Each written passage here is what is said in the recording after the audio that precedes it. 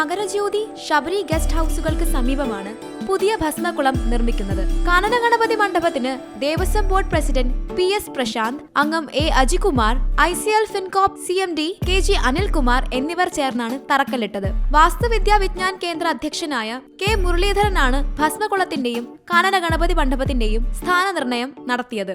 രാവിലെ 7:30 സ്ഥാനനിർണയം. പുതിയ ഭസ്മക്കുളവും കാനന ഗണപതി മണ്ഡപവും സമർപ്പിക്കുന്നത് ICL ഫിൻകോപ്പ് CMD KG അനിൽകുമാറാണ്. പൂർണ്ണമായും ആധുനിക ശുദ്ധീകരണ സംവിധാനങ്ങളോട് കൂടിയാണ് ഭസ്മക്കുളം നിർമ്മിക്കുന്നത്. തിരുവനന്തപുരം പൂജപ്പുര സ്വദേശിയും ശില്പിയുമായ MR രാജേഷാണ് നിർമ്മാണ പ്രവർത്തനങ്ങൾക്ക് നേതൃത്വം നൽകുന്നത്. പൂർണ്ണമായും ദേവസ്വം മരാമത്ത് വിഭാഗത്തിന്റെ നിരീക്ഷണത്തോടു കൂടിയാണ് നിർമ്മാണ പ്രവർത്തനം നടക്കുക. News desk C Malayalam news. പുതിയ വാർത്തകളും വിശേഷങ്ങളും ഇനി വിരൽ തുമ്പിൽ.